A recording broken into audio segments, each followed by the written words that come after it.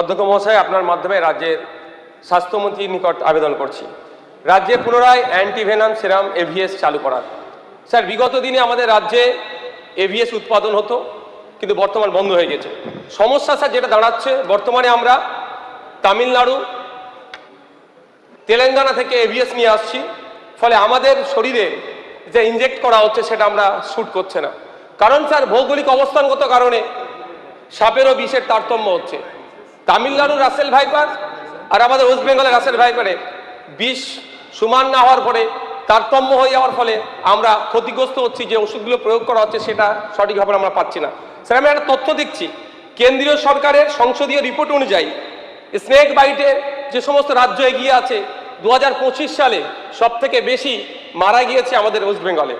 প্রায় প্রতি বছরে ভারতবর্ষে 50 থেকে 58 লক্ষ মানুষ, 58,000 মানুষ সাপে কেটে মারা যায়।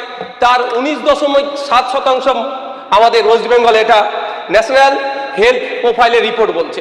স্যার, প্রতি বছর পশ্চিমবাংলায় 30 থেকে 35,000 মানুষ সাপে কাটে। তা আমি স্যার যে বিধানসভা থেকে আসছি, এই বর্ষার সময় ওখানে একটা জ্বলন্ত সমস্যা।